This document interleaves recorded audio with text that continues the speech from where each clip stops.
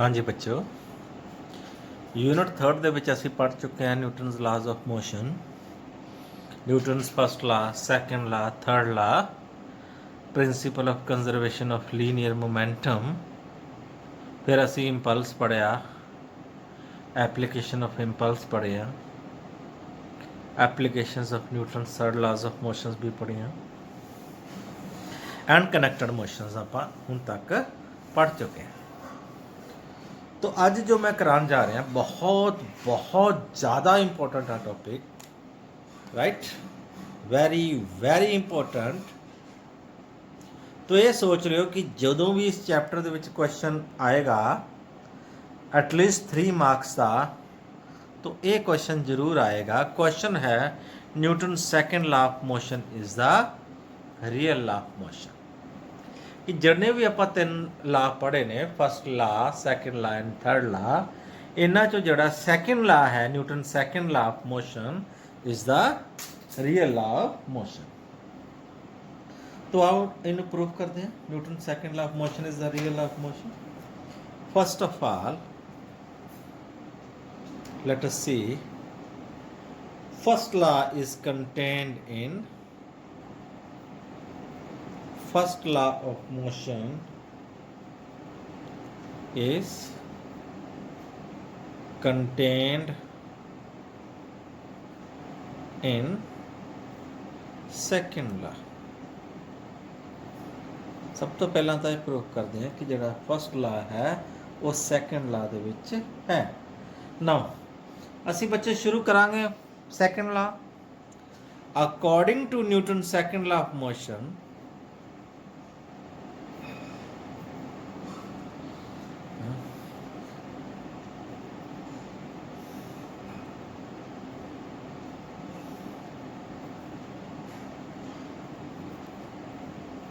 force acting on a body F, that should be is equal to mass into acceleration.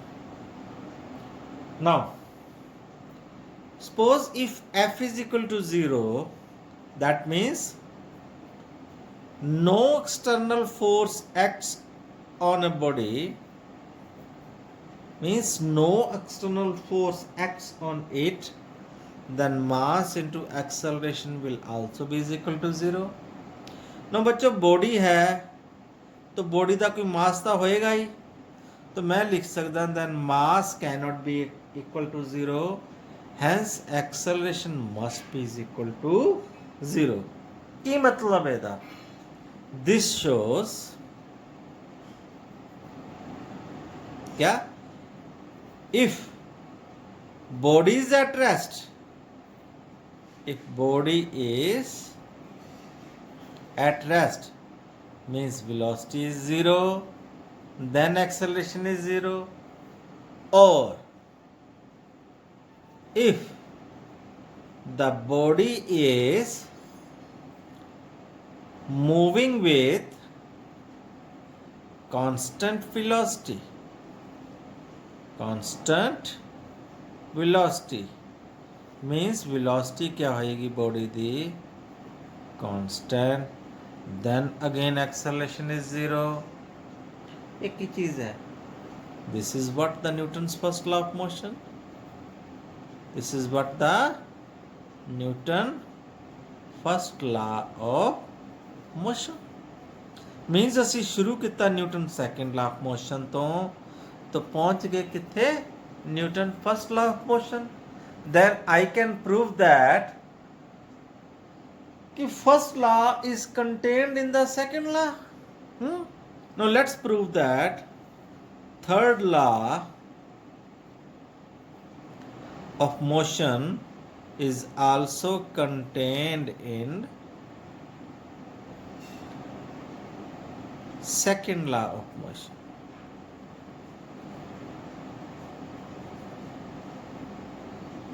आओ इसनों भी proof करिए।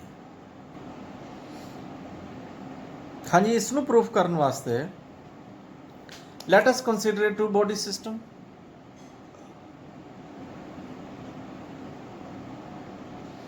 आ 2 bodies है,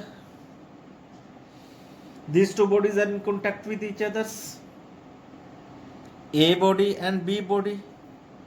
तो suppose A body उत्ते force लग रही है F12। F12 क्या है? Force on the body A due to B। Similarly second force ए तो सी मैं लिखिया F12 फोर्स, तो सेकेंड फोर्स मैं लिख सकता F21 फोर्स। F21 फोर्स क्या होएगा? Force on the body B due to A. ठीक है जी। नाउ शुरुआत अपनी वही है, let start from Newton second law of motion. की कहता है from Newton second law of motion FROM second law of motion की क्या न्यूटन ने? Force acting on a body is equal to rate of change of momentum of that body जिस पे force लग रही है। तो मैं लिख सकता है if F12 is force acting on A that will be is equal to rate of change of momentum of the body A। तो let us P1 is the momentum of body A। Similarly, F21 in vector form can be written as dP2 upon dt। तो P2 क्या हो जाएगा?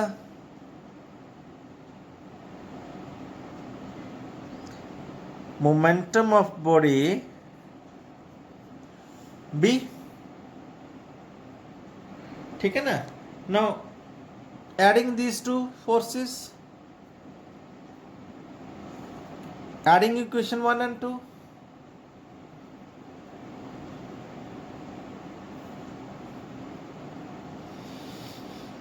हाँ जी, add करन ते F12 vector will be is equal to F21 vector की होएगा dP1 upon dt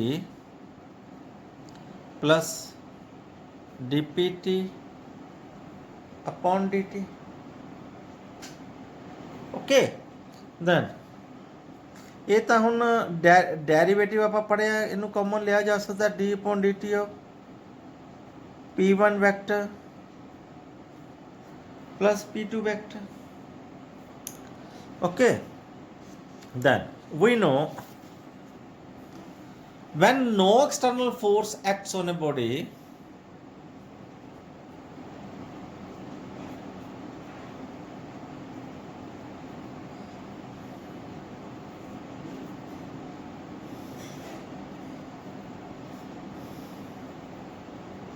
जो तो बाहरों कोई फोर्स नहीं लगती, देन वी कैन सेट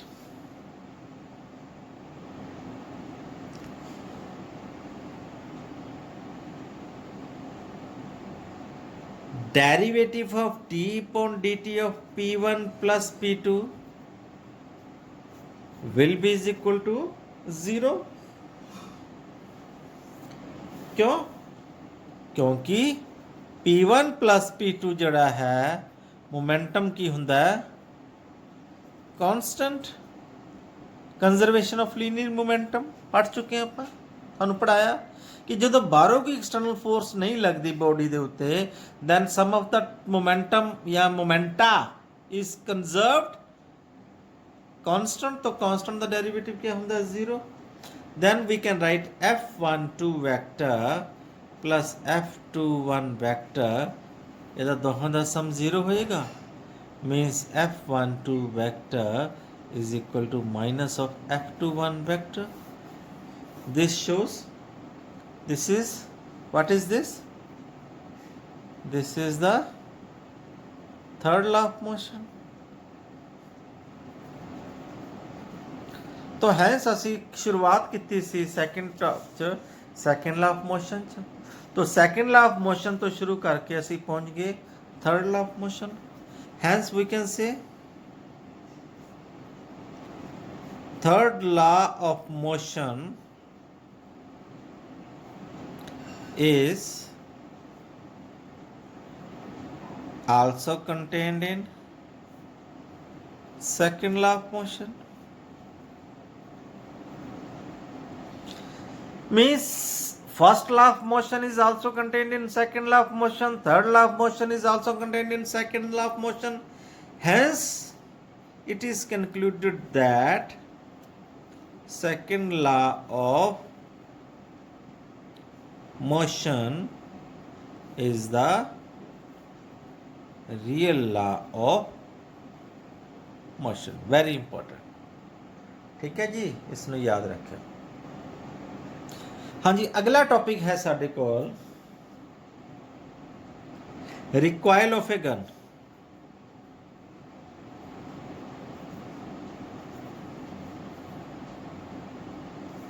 देखो रिकॉइल ऑफ ए गन असी प्रिंस एग्जाम्पल भी लिख सकते हैं आप इसनों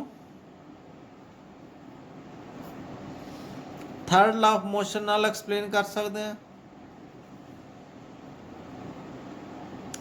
या फिर principal of conservation of linear momentum नाल भी एक्सप्लेन कर सकते हैं.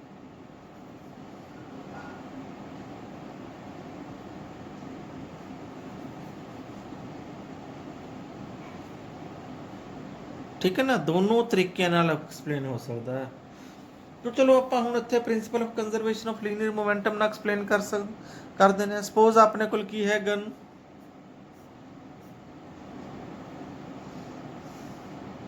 तो गन दे विच की हुंदी है bullet. Let capital M is the mass of gun, small m क्या है, मास ऑफ बुलेट. हुण जदों फायरिंग नहीं कीती हुंदी means total momentum before firing. हुण बुलेट चो फायर नहीं होया कोई, बुलेट गन दे अंदर ही है. Capital M mass of the gun and small m mass of the bullet, दोनों इकट्ठे है, कंबाइंड है. तो उन्हों की वेलोसिटी क्या होएगी, वेलोसिटी क्या होएगी कंबाइंड जीरो है. दैन टोटल मोमेंटम क्या लिख सकते हैं दोनों का, before firing must be equal to capital M plus small M.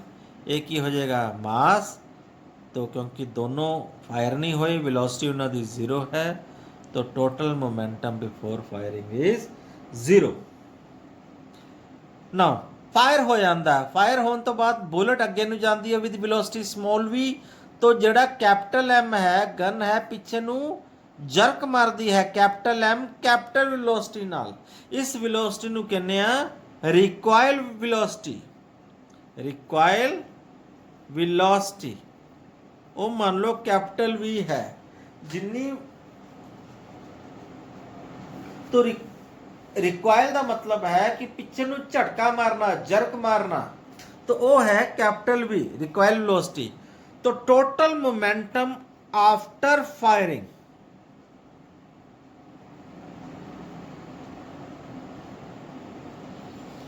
After firing. तो बच्चों बुलेट का मास है स्मॉल एम, वेलोसिटी है वी, वो अगे नूं जांदे है ते गन पिछे नहीं जाती है. Capital M mass of the gun and velocity recoil velocity capital V of the gun. तो principle of conservation of linear momentum की कहता है, according to principle of conservation of linear momentum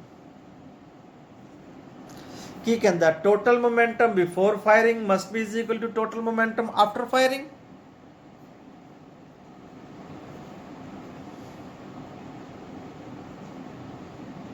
before firing must be equal to total momenta after firing. तो बच्चे before firing का momentum सी 0, after firing सी capital M into capital V plus small m into small v। इतों आप बच्चों required velocity calculate कर सकते हैं। Capital V is equal to minus small mv upon capital V।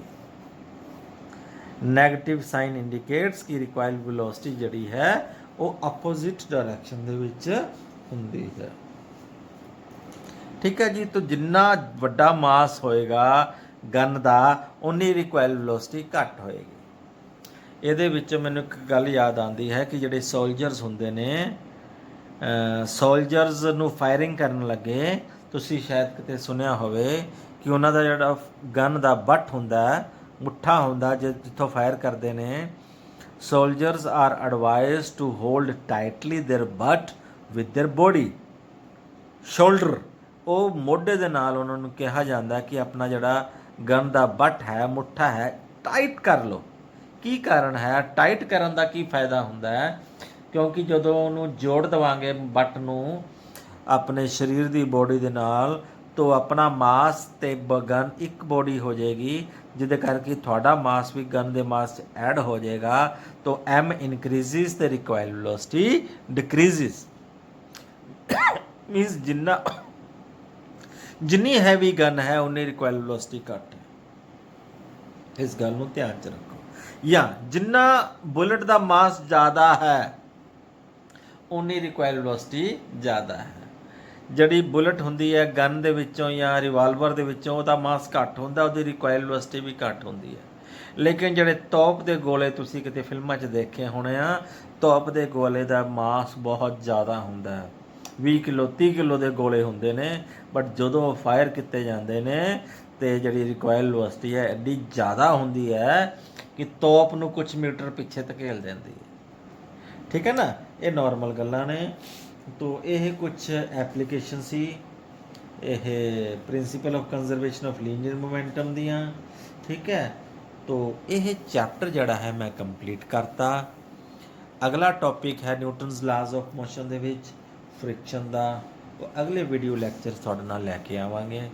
Thank you, have a nice day.